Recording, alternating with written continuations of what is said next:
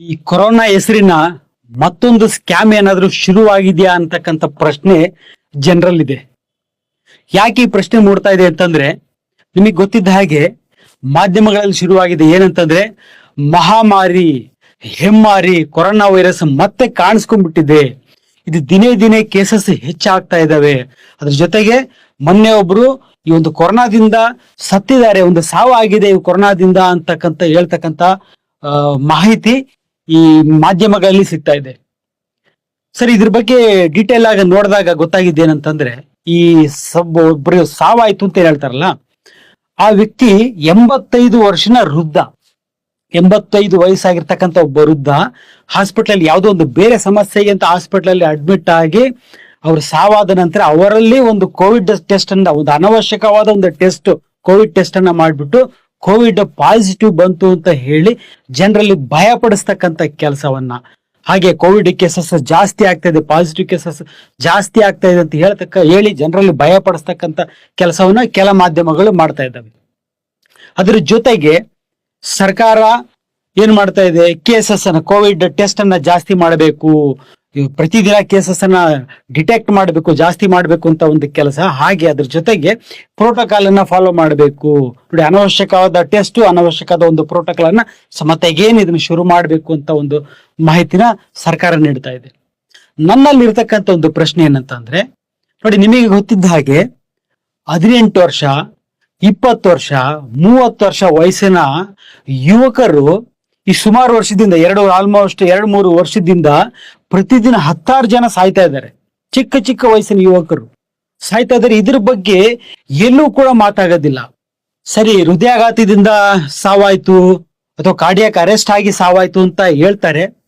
But media ಕೂಡ ಇದನ್ನ ಪ್ರಶ್ನೆ ಮಾಡೋದಿಲ್ಲ, ಹಾಸ್ಪಿಟಲ್ ಕೂಡ ಇದ್ರ ಬಗ್ಗೆ ಪ್ರಶ್ನೆ ಮಾಡೋದಿಲ್ಲ, ಸರ್ಕಾರ ಆಗ್ಲಿ ಪೊಲಿಟಿಷಿಯನ್ಸ್ ಆಗ್ಲಿ ಯಾರು ಕೂಡ ಇದ್ರ ಪ್ರಶ್ನೆ ಮಾಡೋದಿಲ್ಲ. ಹಾಗೂ ಇದ್ರ ಮೇಲೆ ಯಾವುದೇ ಒಂದು ರಿಸರ್ಚ್ ಕೂಡ ಆಗೋದಿಲ್ಲ. ಯಾಕೆ ಅಂತ ನೋಡೋದಾದ್ರೆ, ಇದು ಮಾಧ್ಯಮಗಳ ವಿಷಯದಲ್ಲಿ ನೋಡ್ಬೇಕು ಅಂತಂದ್ರೆ, ಈ ಹೃದಯಾಘಾತದಿಂದ ಆಗ್ತಿರ್ತಕ್ಕಂಥ ಸಾವಿಂದ ಯಾವುದೇ ಒಂದು TRP ಜಾಸ್ತಿ ಆಗಲ್ಲ, ಜನಕ್ಕೆ ಅಷ್ಟಂತ ಒಂದು ಭಯ ಇರೋದ್ರಲ್ಲಿ ಜಾಸ್ತಿ TRP ಬರೋದಿಲ್ಲ ಅಂತ ನೋಡೋದಾದ್ರೆ, ಇನ್ನು ಹಾಸ್ಪಿಟಲ್ ಅವರಿಗೆ ಯಾವುದೇ ರೀತಿ ಅನುಕೂಲ ಇಲ್ಲ. ಹೃದಯಾಘಾತ ಯಾಕೆ ಆಗ್ತಾ ಇದೆ ಅಂತ ರಿಸರ್ಚ್ ಮಾಡಿದ್ರೆ ಅವ್ರಿಗೆ ಅನುಕೂಲ ಆಗೋದಿಲ್ಲ. ಹಾಸ್ಪಿಟಲ್ ಅಲ್ಲಿ ಪೇಷಂಟ್ಸ್ ಅಡ್ಮಿಟ್ ಆಗೋದಿಲ್ಲ, ಅನುಕೂಲ ಆಗೋದಿಲ್ಲ. ಇನ್ನು ಪೊಲಿಟಿಷಿಯನ್ಸ್ಗೆ ಅವರಿಗೆ ಇದರಿಂದ ದುಡ್ಡು ಮಾಡ್ಲಿಕ್ಕೂ ಆಗೋದಿಲ್ಲ ಈ ಒಂದು ಹೃದಯಾಘಾತದಿಂದ. ಆದ್ರೆ ಈಗ ಇರ್ತಕ್ಕಂಥದ್ದು ಏನು, ಕೊರೋನಾ ಏನು, ಕೋವಿಡ್ ಅಂತ ಏನು ಮತ್ತೆ ಶುರು ಮಾಡಿದಾರಲ್ಲ, ಇದ್ರ ಬಗ್ಗೆ ಹೇಳ್ತೀನಿ, ಫ್ಯಾಕ್ಟ್ ಹೇಳ್ತೀನಿ ಕೇಳಿ. ಏನಾಯ್ತು, ಸೆಕೆಂಡ್ ವೇವ್ ಏನ್ ಬಂದು ಆದ್ಮೇಲೆ, ಸೆಕೆಂಡ್ ವೇವ್ ನಲ್ಲಿ ಪ್ರತಿಯೊಬ್ಬರಿಗೂ ಕೂಡ ಇನ್ಫೆಕ್ಷನ್ ಆಯ್ತು, ಕೋವಿಡ್ ಇನ್ಫೆಕ್ಷನ್. ಇನ್ಫೆಕ್ಷನ್ ಆಗಿ ಅಂದ್ರೆ 140 ಕೋಟಿ ಭಾರತೀಯರು ಹೇಳ್ತಾರೆ, 140 ಕೋಟಿ ಭಾರತೀಯರು ಏನಿದಾರಲ್ಲ ಅಷ್ಟು ಜನಕ್ಕೂ ಇನ್ಫೆಕ್ಷನ್ ಆಗಿಬಿಟ್ಟು ಪ್ರತಿಯೊಬ್ಬರಲ್ಲೂ ಕೂಡ ಒಂದು ಆಂಟಿಬಾಡೀಸ್, ಆಕ್ಟಿವ್ ಆಂಟಿಬಾಡೀಸ್, ಇನ್ಫೆಕ್ಷನ್ ಇಂದ, ವ್ಯಾಕ್ಸಿನ್ ಇಂದ ಅಲ್ಲ, ಇನ್ಫೆಕ್ಷನ್ ಇಂದ ನಮ್ಮ ದೇಹದಲ್ಲಿ ಒಂದು ಆಂಟಿಬಾಡೀಸ್ ಉತ್ಪತ್ತಿ ಆಗುತ್ತೆ. ಆ ಒಂದು ಆಂಟಿಬಾಡೀಸು, ಆಕ್ಟಿವ್ ಆಂಟಿಬಾಡೀಸು ನಮ್ಮ ದೇಹದಲ್ಲಿ ಇಮ್ಯುನಿಟಿನ ಕಾರಣ ಆಗುತ್ತದು. ಅದು ಲೈಫ್ ಟೈಮ್ ಇಮ್ಯುನಿಟಿ ಕೊಡುತ್ತೆ. ಅಂದ್ರೆ 140 ಕೋಟಿ ಜನಕ್ಕೂ ಇನ್ಫೆಕ್ಷನ್ ಆಯ್ತು, ಪ್ರತಿಯೊಬ್ಬರಲ್ಲೂ ಕೂಡ ಒಂದು ಇಮ್ಯುನಿಟಿ ಬಂತು. ಹಾಗಾಗಿ ಕೋವಿಡ್ ಇನ್ಫೆಕ್ಷನ್ ಆದ್ರೂ ಕೂಡ ಯಾವುದೇ ಒಂದು ಕಾಂಪ್ಲಿಕೇಶನ್ಸ್, ಅಂದ್ರೆ ಯಾವುದೇ ಒಂದು ಸಮಸ್ಯೆ ಆಗೋದೇ ಇಲ್ಲ. ಅಂದ್ರೆ ಸೆಕೆಂಡ್ ವೇವ್ ನಂತರ ಕೋವಿಡ್ ಇನ್ಫೆಕ್ಷನ್ ಅಂತಕ್ಕಂಥದ್ದು ಒಂದು ಸಿಂಪಲ್ ವೈರಲ್ ಇನ್ಫೆಕ್ಷನ್ ಆಗಿದೆ. ಬಟ್ ಆದ್ರೆ ಏನಾಗಿದೆ, ಜನರಲ್ಲಿ ಒಂದು ಆತಂಕ, ಅವಾಗ ಆಗಿರ್ತಕ್ಕಂಥ ಒಂದು ಸಾವು ನೋವನ್ನ ನೋಡ್ಬಿಟ್ಟು ಒಂದು ಆತಂಕ, ಒಂದು ಭಯ ಅನ್ನೋದು ಮಾತ್ರ ಆಗಿ ಉಳ್ಕೊಂಡಿದೆ. ನೋಡಿ, ಕೋವಿಡ್ ಇದೆ, ಕೋವಿಡ್ ಕೂಡ ಎಲ್ಲಿ ಹೋಗಿಲ್ಲ. ಹೇಳ್ತಾರೆ ಕೋವಿಡ್ ಹೋಯ್ತು, ಕೋವಿಡ್ ಹೋಗಿರ್ಲಿಲ್ಲ, ಕೋವಿಡ್ ಹಾಗೇ ಇತ್ತು, ನಮ್ಮ ಜೊತೆಗೆ ಇತ್ತು, ಸಿಂಪಲ್ ವೈರಲ್ ಇನ್ಫೆಕ್ಷನ್ ಆಗಿತ್ತು.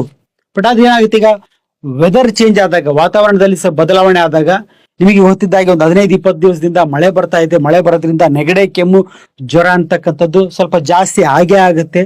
ಆ ರೀತಿ ಆಗಿದ್ದಾಗ ಈ ಒಂದು ಅನವಶ್ಯಕವಾದ ಒಂದು ಟೆಸ್ಟ್ ಅನ್ನ ನೋಡಿ, ಈಗ ತಾನಾಗೆ ಸಿಂಪಲ್ ವೈರಲ್ ಇನ್ಫೆಕ್ಷನ್, ಈಗ ಕೋವಿಡ್ ಅಂತಕ್ಕಂಥದ್ದು, ಯಾಕಂದ್ರೆ ಎಲ್ಲರಲ್ಲೂ ಆಂಟಿಬಾಡೀಸ್ ಉತ್ಪತ್ತಿ ಆಗಿದೆ ಇನ್ಫೆಕ್ಷನ್ ಆಗ್ಬಿಟ್ಟು.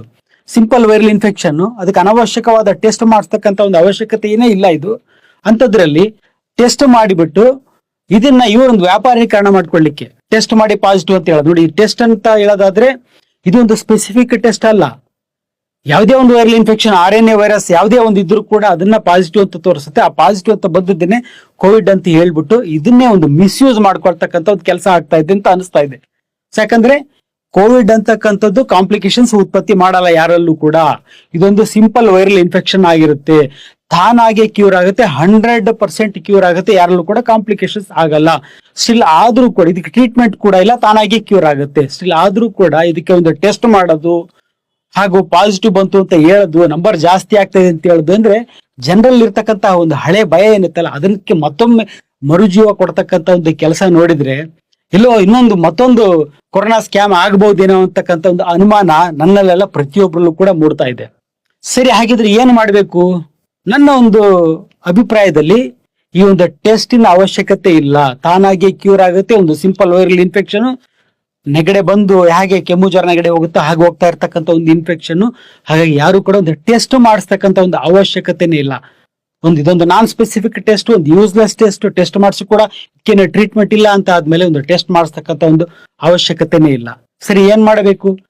ತಲೆನೇ ಕೆಡಿಸ್ಕೊಳ್ಳೋ ಒಂದು ಅವಶ್ಯಕತೆ ಇಲ್ಲ. ಸಿಂಪಲ್ ವೈರಲ್ ಇನ್ಫೆಕ್ಷನ್, ನೆಗಡೆ ಕೆಮ್ಮು ಜ್ವರಕ್ಕೆ ಯಾಕೆ ತಲೆ ಕೆಡಿಸ್ಕೋಬೇಕು? ಕೋವಿಡ್ ಅಂತಕ್ಕಂಥದ್ದು ಈಗ ಸಿಂಪಲ್ ಆಗಿರ್ತಕ್ಕಂಥ ಒಂದು ನೆಗಡೆ ಕೆಮ್ಮು ಜ್ವರ ಆಗಿರೋದ್ರಿಂದ ಇದಕ್ಕೆ ಒಂದು ಟೆಸ್ಟ್ ಮಾಡಿಸ್ಕೊಳ್ಳೋ ಅವಶ್ಯಕತೆ ಇಲ್ಲ, ಇದ್ರ ಬಗ್ಗೆ ತಲೆ ಕೆಡಿಸ್ಕೊಳ್ಳತಕ್ಕಂಥ ಅವಶ್ಯಕತೆ ಇಲ್ಲ. ಬಟ್ ಆದ್ರೆ ನಿಮ್ಗೆ ಏನಾದ್ರು ಲಕ್ಷಣಗಳು ಕಾಣಿಸ್ಕೊಂಡ ಪಕ್ಷದಲ್ಲಿ ಏನ್ ಮಾಡ್ಬೇಕು?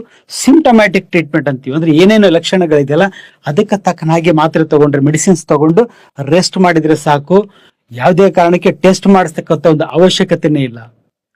ಸರಿ ಸರ್, ಏನೋ ತೊಂದರೆ ಕಾಣ್ತಾ ಇದೆ, ಏನ್ ಮಾಡೋದು?